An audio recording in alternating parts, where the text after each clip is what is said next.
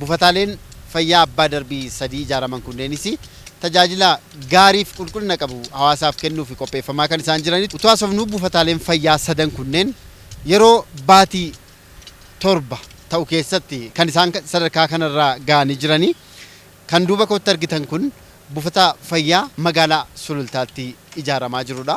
Buufataaleen fayyaa sadan haala addaatiin diizaayinii wal fakkaataadhaan waajjirri fayyaa magaalaa Shaggar ijaarsaa jiru kun akaakoo mana bichuu Sulultaa fi Kuraa Jiddaatti kan isaan ijaaramaa jiranii akkuma argitan sadarkaa isaanii kanneen eeggatanidha. Haala bareedaa ta'een diizaayinii akkasumas qabiyyeen lafa naannoo isaanii jiru kan bareedudha. Ijaarsa isaaniillee haala saffisaa ta'een baatii torba yeroo ta'utti sadarkaa kanarra gagga'aniitu kan isaan jiranii baatii 10 keessatti ijaarsi mana akka xumuramudha. Egaa meeshaatti guutuudhaan tajaajilaan gahuudhaaf bulchiinsi magaalaa Shaggar yeroo dheeraa utuu ittiin fudhatin akka xumuruuf karoora guddaa saffisa olaanaadhaan raawwii olaanaa kan agarsiisanii jiranii kun hedduu kan nama gammachiisudha.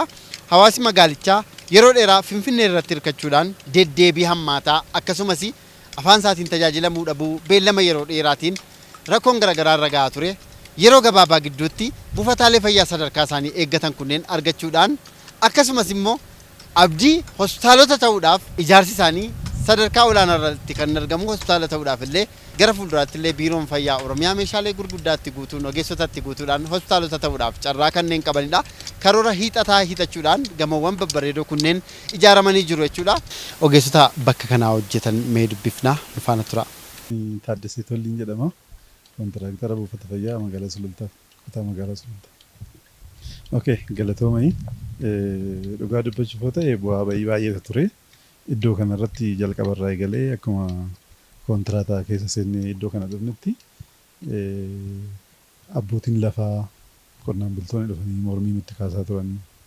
Isarra dabarree iddoon kun immoo jalli isaa bishaanii konkolaataan oofuu maashinii adda addaa hojiidhaaf yeroo irra sochoonu baay'ee rakkisaa ture. Maashiniin illee jalli isaa gara meetira 5 gadi seenne waan ta'eef nu ilaalli qimsee kireeniidhaan baasnee amma fayyadamuutti baay'ee nu rakkisaa ture. Chaalenjii sanurra dabarree egaa Maat Faawundeeshinii Armaata isaa guuttanneen booda irra dhaabbannee hojjechuu dandeenye. Kanaaf chaalenjii qabaatus immoo chaalenjii san hundarra dabarreet amma kinoo akkuma agartan gamoo G+5 kana xumura isaatirra geenye finishingii eegallee jirra jechuudha. Mee baatii yeroo hagamii keessatti raawwattanii akkasuma dandeettii raawwachiisummaa keessanii immoo yeroo isiniif kenname keessatti maal fakkaatame akkamitti of agartan? Tola ishii baay'ee galatoomaa.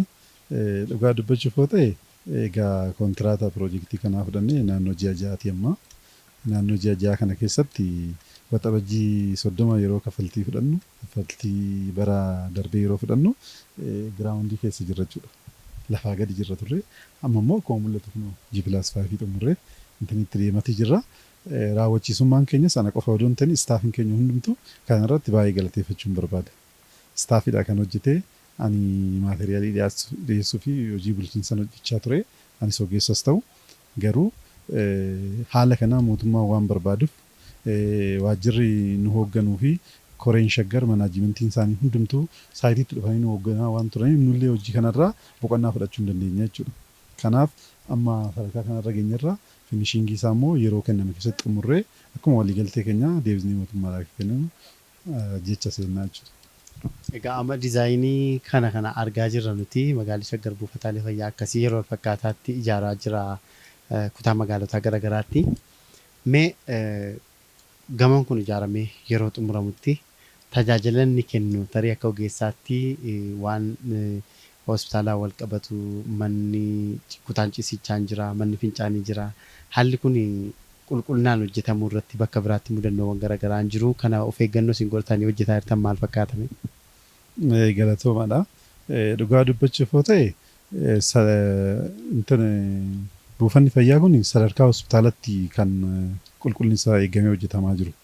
Akkasumas diizaayiniin qophaa'ee fi sadarkaa hospitaalaa fakkaata. Maaliif yoon isiniin jedhu buufata fayyaa tokko keessatti Maat Faawundeeshinii jechuun baajeta guddaa gaafata.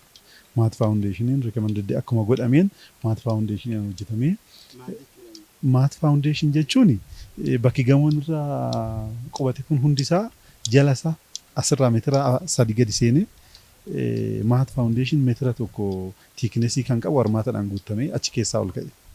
Bakka bakkatti amma isolated foundation kan jedhamu jira. Isolated foundation jechuun immoo miila isaa qofatu lafa gadi seenaa jechuudha. Kuni garuu boodii isaa hundatu armaatarra dhaabbatee jira jechuudha. Balaan adda addaa osoo dhufee boon bishaan lolaan bishaan odoo dhufee isa kana tuquu hin danda'u jechuudha. Jala isaa bishaan yaa'uu danda'a jechuudha. Maaliif of danda'ee dhaabbatee jira. Qaama hundaan lafarra qubatee jira waan ta'eef. Kanaafi kun immoo maaliif barbaachisee tokkoffaa dhukkubsattoonni wal'aanamtoonni adda addaa gaafa asitti dhufan balaan adda addaa dhufe earthquake dhufe namoonni sun miidhamuu hin danda'an akka miidhamneef isaan eeguuf jecha haala kanaan diizaayinii isaa hojjetame jechuudha. Kanaafi diizaayinii isaa akkuma hojjetameen qulqullinni isaallee akkaataa amma hojjetamaa jiru kana argaa jirtu qulqullina gahaa ta'een hojjetamaa jira jechuudha. Hanqina qaba jedhee yaadu.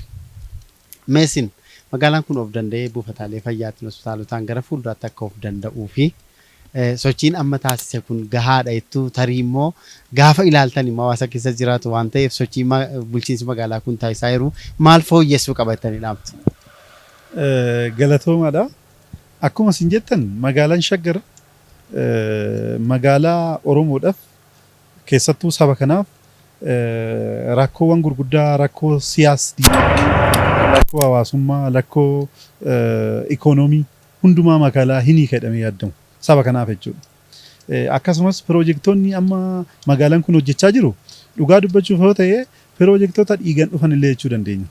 Maaliif injifannoon akka sabaatti argame karaa kamii mul'ataa gara uummataatti gaafa bahu karaa piroojeektiitiin karaa rakkina uummataa hiikutiin mul'ataa jechuudha. Kanaaf rakkoo dhiigan piroojeektii dhiigan argaman magaalaa dhiigan dhalatti injifannoo irratti dhalatte magaalaan tun illee jechuudha. Kanaaf rakkoowwan uummataa kana magaalaa hatattamaan immoo furmaata kennaa jirudha yaada.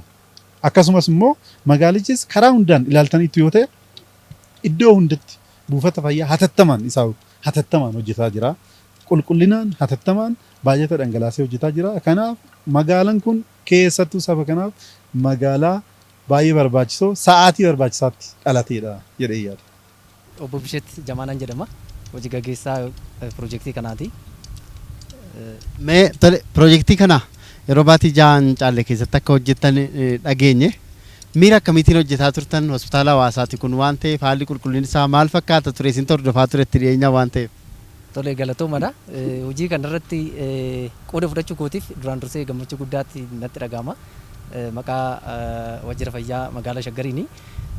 Hojiin kun halkanii guyyaa maaliif dhimma fayyaati waan ta'eef dhimma hawaasaati waan ta'eef yeroo keenya humna keenya beekumsa keenya aarsaa goonee halkanii guyyaa hojiin pirooseejarii mataasaa qaba waan ta'eef hojiin konkiriitii keessattuu dhaabbachuu hin qabu waan ta'eef elementoonni yookiin immoo istiraakchiraal meembaroonni keenya monoolitikaalii kaastir ta'uu qaba waan ta'eef hojiin eegalame tokko immoo sa'aatii kana keessa xumuramuu qaba waan ta'eef halkan hamma sa'aatii 10titti irra jireessaan giddugaleessaan amma sa'aatii 7 haga sa'aatii 8tti hojjetaa turre bifa kanaan hamilee guddaadhaan hojjettoota keenya inisheet goonee sadarkaa kanarraan gahuu dandeenyeerra jechuudha.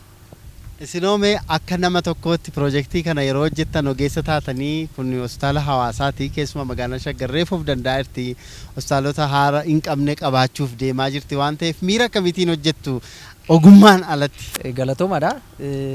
Ogummaa kootiin alatti piroojeektii kanarratti almost gaafuma daangaa isaa kabachiisuu irraa eegalee hooggansi magaalaa Shaggar nuuf godhe akkasumas immoo hooggantoonni kutaa bulchiinsa magaalaa sulultaan nuuf taasisan waan guddaadha. Sanumaan wal qabatee jalqabumaa kaasee waan as keessatti jiru kun piroojeektiin kun sa'aatii qabame keessatti yeroo qabameef keessatti galmaan akka gahu hojjetaa qindeessuurraan maateriyaalii yerootti dhiyeessuurraan wantoota adda addaa faaktaraayiz goonee ilaallee isaan sana karoora keenya yookiin immoo sagantaa nuuf kenname keessatti turtii waggaa tokko keessatti piroojeektii goola bu'uudhaaf qophii laf jalaa qophii bal'aadha taasisaa kan turre isaanumarraa kaaneen pilaanii keenya yookiin immoo sagantaa keenya hojiitti hiinee firii kan argachuu dandeenyerra jechuudha. Gammachuu guddaan itti dhagahama. I'm so proud. Maqaa kutaa bulchiinsa magaalaa Shaggariitiin baay'ee natti dhagahama. gammachuu guddaan qaba. Walumaa galagaa magaalaan Shaggar buufataalee fayyaa 36 qabaachuudhaan jiraattota isaa miliyoona 3 tilmaaman tajaajiluudhaaf qophii guddaatti argama. Yeroo dheeraa duubatti hafuudhaan dur Shaggar utuu hin hundeeffamin dura deddeebii hammaataan hawaasarra ture akkasumas Finfinnee irratti yaala fayyaatiin hirkatamaa ture fi hawaasichi rakkataa ture kun yeroo gabaabaatti bulchiinsa magaalaa Shaggar akka furu abdanna jechuudha. Piroojeektiiwwan kunneen abdii guddaa kan namatti tolanidha. Buufataaleen fayyaa ijaaramaa jiran kunneen qulqullina karaa qabuun ijaaramaa jiru. Faarmaasiiwwan isaanii keessa seennee kan ilaalloo ta'e yaala fayyaatiif kanneen oolan hospitaalota kamiyyuu keessatti buufataalee fayyaa kamii istaandaardii kamiyyuu keessatti kan argamaniin kanneen ijaaramanidha. Egaa walumaa gala yoo kan daawwattan ta'e waraabbii keenyarra ijaarsawwan amma raawwataa jiran saffisaan qulqullinaan haala gaariidhaan ijaaramaan kanneen jiranidha jechuudha. Waajjirri fayyaa bulchiinsa magaalaa Shaggar tattaaffiin taasisaa jiru kun kan nama jajjabeessudha. Egaa hooggantoonni bulchiinsa magaalaa Shaggar yaada isaan nu laataniin gaggabaabsinee isin biraan gahaa turra jechuudha. Wiirtuu miidiyaa hordofaa. Lammaffaan qulqullina tajaajila fayyaati. Qulqullina keessatti rakkoowwan ijoo afran tokko kan adda baasnitu karoora keenya keessatti galfan. Tokkoffaan dhaabbilee fayyaa jiran mataa isaaniitiin bilookii gahaa waan hin qabneef kutaa gahaa waan hin qabneef iddoo itti hojjetaan taa'ee tajaajila kennu rakkoo guddaa ture. Bakka teessee tajaajila kennetti immoo tajaajila fayyaa qulqullina qabu hawaasa fan dhiyeessee jechuun hin danda'amu. Kanaaf tokkoffaan kutaaleen buufataalee fayyaa keenya qabanii fi hawaasni tajaajilamuudhaaf gara buufataalee fayyaa keenya dhufu wal madaalaan turre rakkoo kana furuu qabna. Lammaffaa irratti dhiyeessii meeshaa yaalaati. Buufataalee fayyaa turan keessatti meeshaalee yaalaan keessattuu iddoowwan hawaasni keenya tajaajila fayyaa qulqulluu irraa argachuu qabuu fi komiin baay'atu sirriitti adda baasnee naannoo laaboraatoorii irratti naannoo tajaajila fayyaa haadholii fi daa'immanii tajaajila altiraasaawundii akkasumas immoo sireewwan buufataalee fayyaa keessattii fi meeshaaleewwan yaalaa rakkoo guddaa qaban karoora keenya keessatti adda baasnee isaan san guutuudhaaf carraaqqii guddaan gochaa turree jirra jechuudha. Sadaffaa irratti rakkoo qulqullinaa innee kan adda baasne karoora keenya keessatti dhiyeessii qorichaati. Qorichi yoo hin jiraanne tajaajila fayyaa yaalaa guutuu kennuu hin danda'amu. Komii hawaasaa keenyas bal'aa kan ture gaafa magaalaa Shaggar hundeessinu dhiyeessin qorichaa dhaabbilee fayyaa keessatti hin argamu. Dhiyeessin reejantii laaboraatoorii dhaabbilee fayyaa keessatti hin argamu. Kanaaf dhiyeessin qorichaa qulqullina tajaajilaa keenya kennuu keessatti hanqina guddaa waan tureef isa kana furuudhaafis siisteema adda addaa fayyadamnee hojii bal'aa hojjennee jirra jechuudha. Afuraffaa irratti qulqullinaan wal qabatee kan rakkoo ture humna namaati. Humni namaa dhaabbilee fayyaa keenya keessatti caasaa seektara fayyaa keessa jiru baay'ee gadi aanaadha. Baay'inaanis gosa ogummaatiinis. Kanaaf isaan kanas furuu qabna innee xiyyeeffannoo addaa kennamee bajanni ramadamee waggoottan lamaan kana keessatti qofa jijjiirraadhaan nama 874 ta'u ogeeyyii godinaalee Oromiyaa adda addaa magaalota Oromiyaa adda addaa dhaabbilee adda addaa keessa hojjetan jijjiirraadhaan qacarriidhaan gara magaalaa Shaggaritti fiduu dandeenya jirra jechuudha. Amma immoo qacarrii haaraa gaggeessaa jirra. Bara kanas ogeessa baay'ee dhaabbilee fayyaa keenya keessatti fiduudhaaf carraaqqii guddaa gochaa jirra jechuudha. Kanaaf qulqullinaan wal qabatee dhimmoota afran kan adda baasnee irratti hojjechaa turre. Maal hojjennee bilookiidhaan wal qabatee iddoo rakkoo hammaataa qaban adda baasnee dhaabbilee 8 keessatti buufataalee fayyaa 8 keessatti bilookiiwwan dabalataa 17 ijaarree jechuudha. Akkuma ilaaltan hospitaala Diimaarraa gaafa jalqabnu hospitaala Diimaa hospitaala hin fakkaatu jechuudha. Kanaaf achi keessatti bilookiiwwan dabalataa 3 gurguddaa kan ta'e tajaajila deddeebi'anii yaalamuu kan itti kennamu, tajaajila laaboraatoorii sadarkaa isaa eeggate kan itti kennamu, tajaajilli faarmaasii kutaa itti kennamu bilookiiwwan dabalataa gurguddaa 3 hospitaala Diimaa keessatti. Akkasumas immoo bilookii dabalataa gurguddaa 3 buufata fayyaa Daalatti achuma kutaa magaalaa Galaan Guddaa keessatti. Akkasumas buufata fayyaa Laga Xaafoo Laga Daadhii keessatti bilookiiwwan dabalataa gurguddaa 3 fi Hooyyee Faccee buufata fayyaa Insilaalee keessatti bilookiiwwan dabalataa 3. Akkasumas kutaa magaalaa Burraayyuu buufata fayyaa Burraayyuu keessatti, kutaa magaalaa Gafarsa Gujee buufata fayyaa Koloboo keessatti, amma immoo buufata fayyaa Qaasoo Wasarbii kutaa magaalaa Mana Abbichuu keessatti buufataalee fayyaa kana keessatti bilookiiwwan dabalataa 17 ta'an ijaarsisnee kan tajaajila banaa goonee irraa akkuma argitan. Kun immoo amma ijaaramaatti tajaajilaaf banaa gochuudhaaf deemaa jirra jechuudha. Kanaaf bilookiiwwan dabalataatiin buufataalee fayyaa keenya kanaan dura turan sadarkaa isaanii fooyyessuu qabna inni hojii bal'aa hojjennee jirra jechuudha. Lammaffaan dhiyeessii qorichaatiin wal qabatee waa sadi irratti xiyyeeffanne. Tokkoffaan bajeta qorichaaf ramadamuu qabu. Gahaa waan hin turreef kana bajeta mootummaarraa qorichaaf kan ramadamu sirriitti fooyyessuu dandeenye jirra jechuudha. Magaalaa Shaggar keessatti buufanni fayyaa tajaajilamaa xiqqaa qabu jedhamu maallaqni nuti qorichaaf ramadne qarshii miliyoona 1. Buufanni fayyaa maamila guddaa qabu an akka Annee Diimatiif qarshii miliyoona 2.8 bittaa qorichaatiif. Kanaaf bajanni qorichaaf ramadamu akka dabalu gochuu dandeenya jirra jechuudha. Lammaffaan qisaasama gama qorichaatiin jiru xiqqeessuu bajeta ramaduun qofti faayidaa hin qabu. Bajeta ramadne san qusannee qisaasama malee itti fayyadamuun galma kaawwanne sanii nu gaha jechuudha. Kanaaf qisaasama kana xiqqeessuudhaaf tokkoffaa ogeessota keenya wajjin sirriitti mari'annee ogeessonni keenya xiyyeeffannoo addaatiin qoricha akka maneej gochuu danda'an akka bulchuu danda'an. Lammaffaa inisheetivoota adda addaa kan akka APTS sirna odiitii qorichootaa auditable pharmaceutical transaction system kan jedhu establish goonee buufataalee fayyaa baay'ee keessatti sirna sana hojiirra oolchaa turreerra. Akkasumas immoo sirna daddabarsa qorichaa daaguu system kan jedhu teknooloojiidhaan fayyadamnee buufataalee fayyaa baay'ee keenya keessatti qisaasama qorichaa kun akka xiqqaatu gochuu dandeenya jirra jechuudha. Inni sadaffaan qorichaa wal qabate kan goone manneen qorichaa modeela hawaasaa ta'an magaalaa keenya keessatti babal'isuudha.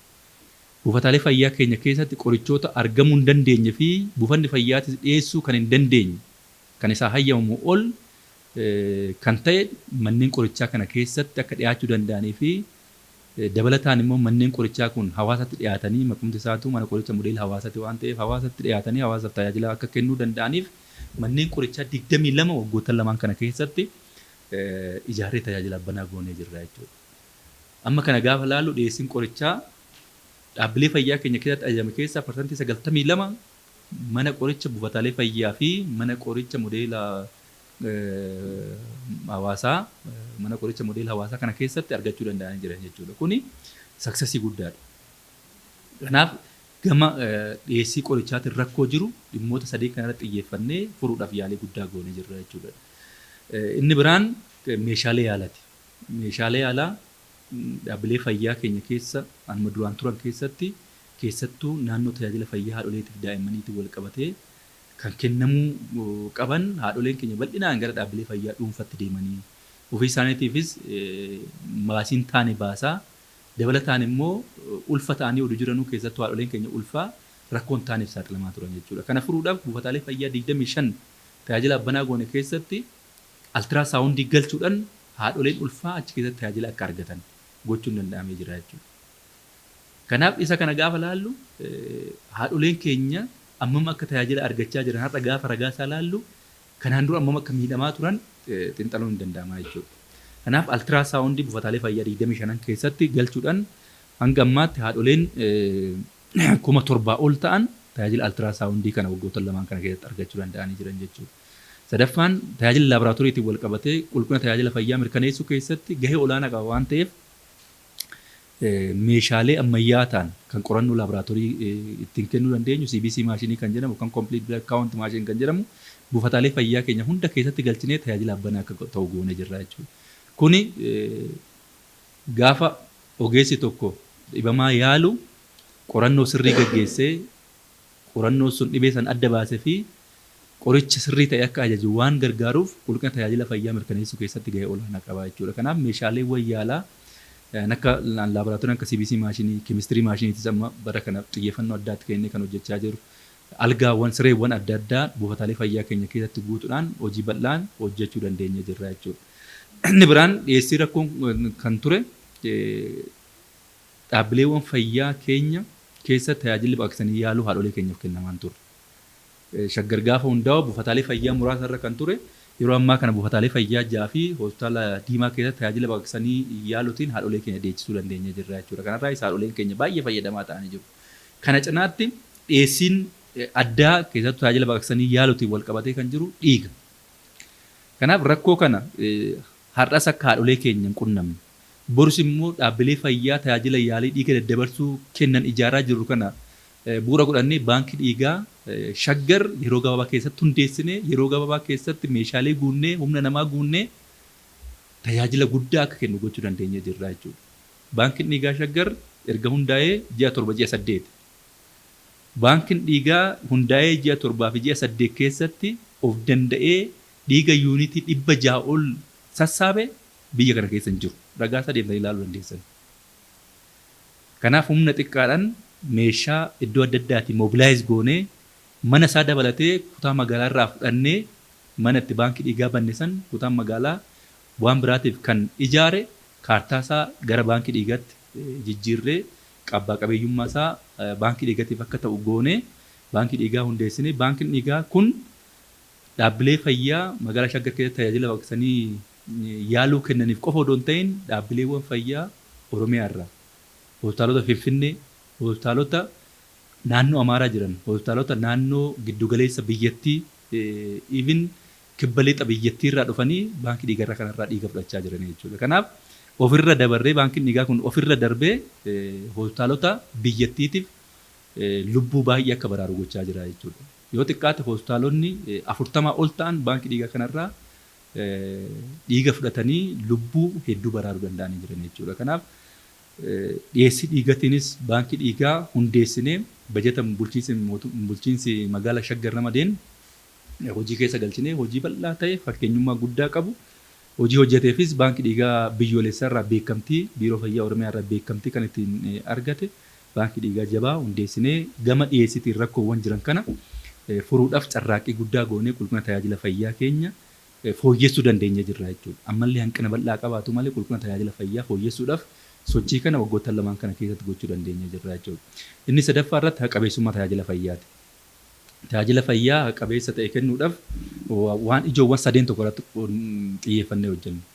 Tokkoffaan inshuraansii fayyaati. Inshuraansiin fayyaa wabii hawaasa keenyati.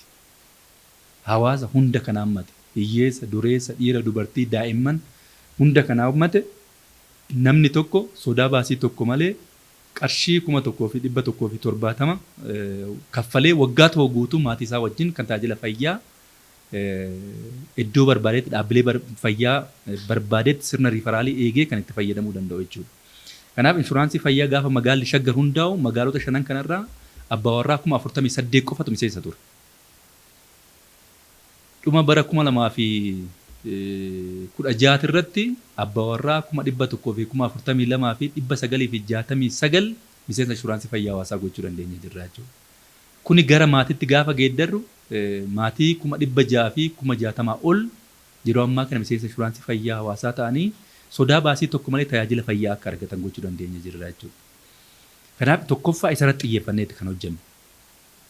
Lammaffaa irratti garee fayyaa maatii kan jedhamu inisheetivii haaraa isaan manaa manatti dhaabbilee barnootaa keessatti namoota karaatti hafan daandii irratti hafan nama deeggaraa hin qabne manaa manatti deemnee tajaajila fayyaa qulqullina qabu akka argatan gochuudhaan ogeeyyii keenya hojjettoota eksteenshinii fayyaa fi ogeeyyii buufata fayyaa walitti qindeessinee garee fayyaa maatii 73 hundeessinee hawaasa 200,000 ol ta'uuf tajaajila kennuu dandeenya jirra jechuudha. Kuni keessattuu garee fayyaa maatii kun tajaajilli inni kennu mana mana deemee hawaasa dadhabaa ta'e dadhabaa gaafan jedhu umriidhaan nama deeggaru kan hin qabne nama isaan yaalu fi yaalchisu kan hin qabne mana manatti deemanii tajaajila kan itti kennanidha. Nama daandiirratti kufee daandiirra buluuf tajaajila itti kennudha. Manneen barnootaa keessa deemnee kan tajaajila itti kennudha jechuudha. Kanaaf haqabeessummaa tajaajila fayyaa mirkaneessuudhaaf inisheetivii guddaa waan ta'eef akka magaalaa Shaggaritti sirriitti irratti fayyadamnee hawaasa bal'aadhaaf tajaajila akka kennuu dandeenyu goonee jirra jechuudha. Sadaffaa irratti tajaajilawwan fayyaa olaanoo ta'an immoo ogeessota olaanoo hin qabnu akka magaalaa Shaggaritti. Kanaaf ogeeyyota olaanoo kana mobilaayiz goonee hakiimota keenya ispeeshaalistoota fi sab ispeeshaalistoota hospitaalota Finfinnee keessa hojjetan hospitaalota naannoo Oromiyaa keessa dhiyeenya jiran kan hojjetan walitti qabnee isaan wajjin mari'annee buufataalee fayyaa keenya keessa dhaqanii tajaajila akka kennan. Waggoottan lamaan kana itti fufiinsan ogeeyyiin kun tajaajila guddaa buufataalee fayyaa keenya keessa deemanii akka kennan gochuun danda'amee jira jechuudha. Kanaanis hawaasni keenya bal'aan irraa fayyadamuu danda'amee jira jechuudha. Kanaaf kanarratti dhimmoota kanarratti xiyyeeffannee yoo xiqqaate yeroo gabaabaa keessatti tajaajila haqa qabeessa ta'e hawaasa keenya kennuu dandeenyannee sochii bal'aa gochaa turree jirra. Kanaanis milkaa'ina guddaa galmeessinee jirra. Afuraffaa irratti kan irratti xiyyeeffannee hojjenne sirna faayinaansii fayyaa cimsuudha. faayinaansiin seektara fayyaatiif hidda dhiigati. Kanaaf faayinaansii keenya akkamitti seektara kana keessatti mobilaayiz gochuu dandeenya? Tokkoffaan bajanni mootummaan seektara fayyaatiif ramadu bahee isaatirraa dabaluu qaba. Abuja Declarationin yoo xiqqaate biyyoota Afrikaa keessatti bajeta mootummaadhaaf ramadamu keessaa parsantiin 15 seektara fayyaatiif ramadamuu qaba. Maaliif tajaajilli nuti kennu tajaajila guddaa waan ta'eef, cost incentive waan ta'eef. Kanaaf akka magaalaa Shaggariitti kana koreen keenyas nu amanee koreen qindeessituu keenyas sirriitti hubatanii bara kana bajeta mootummaa magaalaa Shaggariif ramadame keessaa parsantii 11 kan ta'u bajeta seektara fayyaatiif ramachiisuu danda'amee jira jechuudha.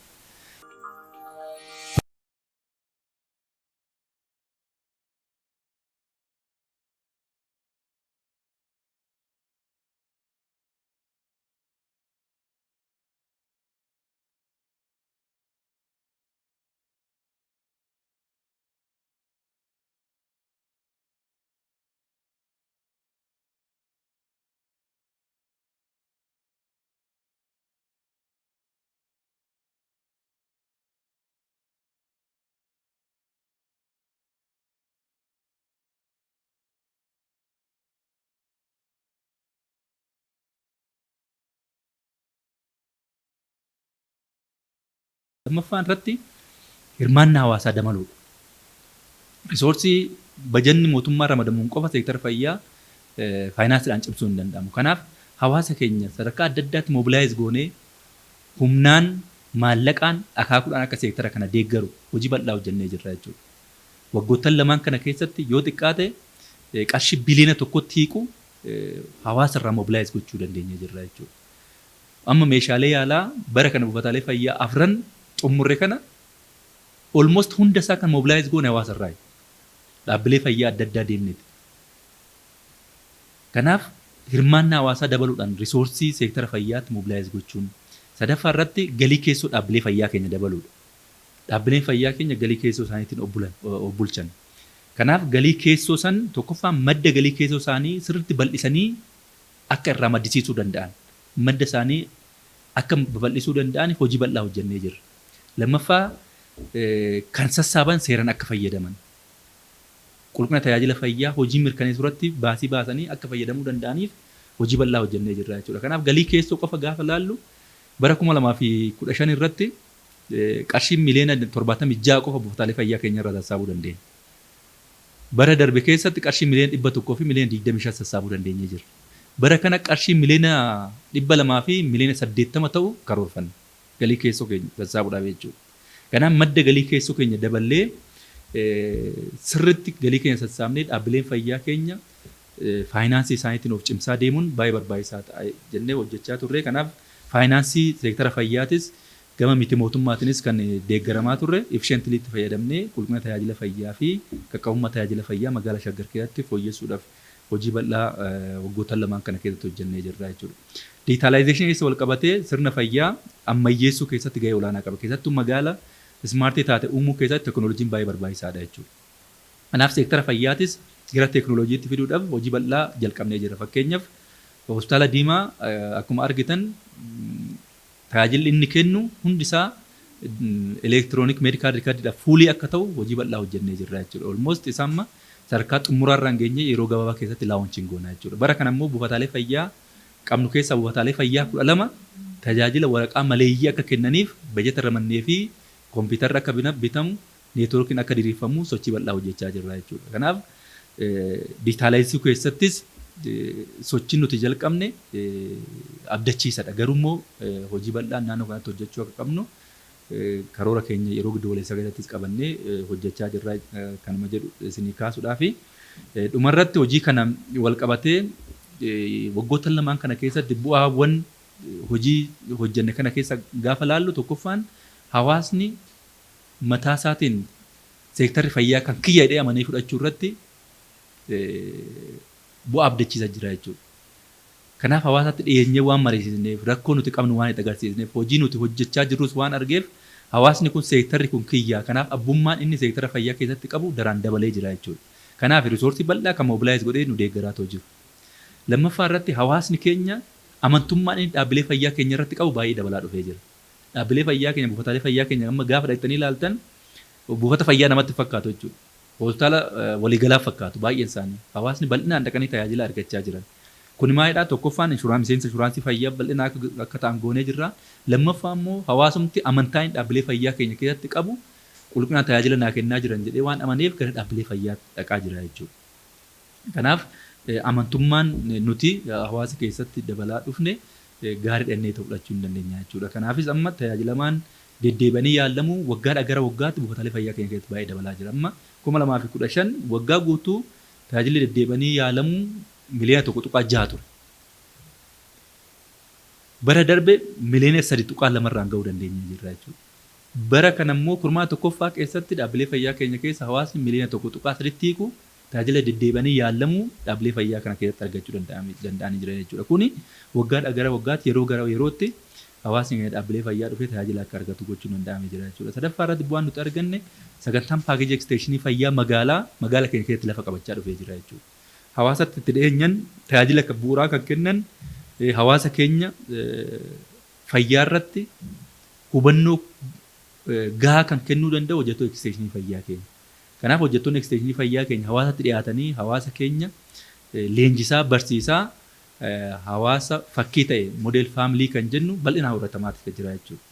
Kanaaf waggaa waggaadhaan sagantaa paakeejii eksteeshinii fayyaa kana hojiirra oolchinee hawaasni sagantaa paakeejii eksteeshinii fayyaa magaalaa san leenji'ee naannoo isaa qulqullina daa'imman isaa tajaajila fayyaa haadholii fi daa'immanii akkasumas immoo ittisaa fi to'annoowwan dhukkuboota daddarboo fi daddarboo hin taane ofii isaatii akka mana isaatti hojjechuu danda'uuf sochii bal'aa gaggeessineen bu'aa gurguddaas argachuu dandeenya jirra jechuudha.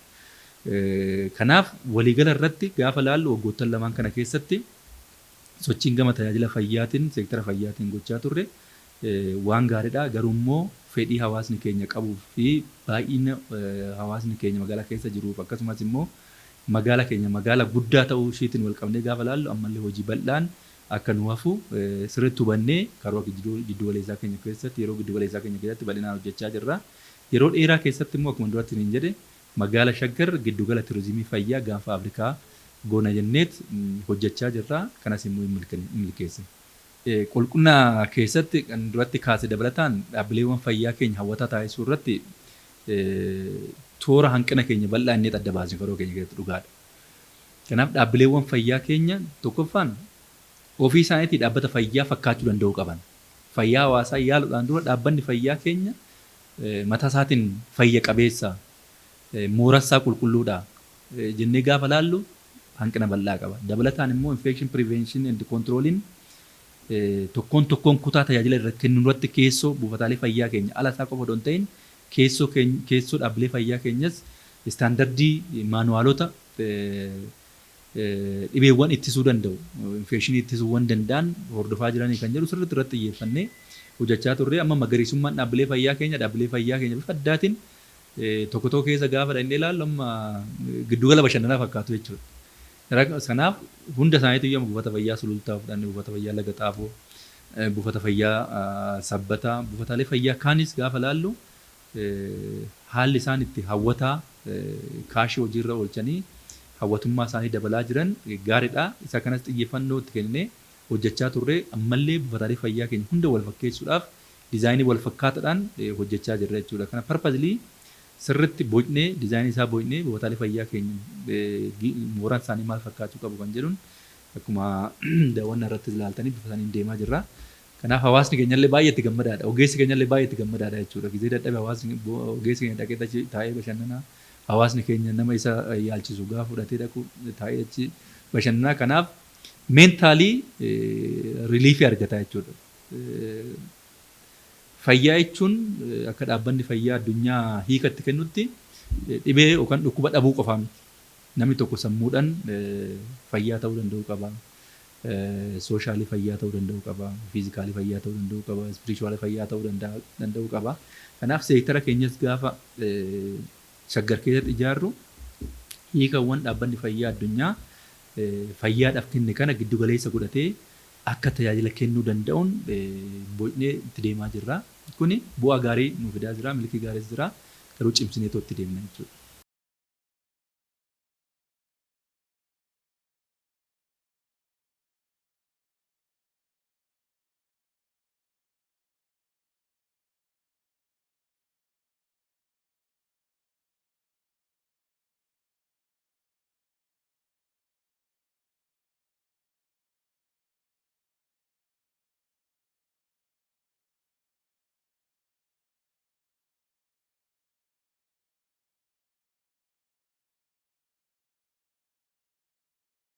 jedha.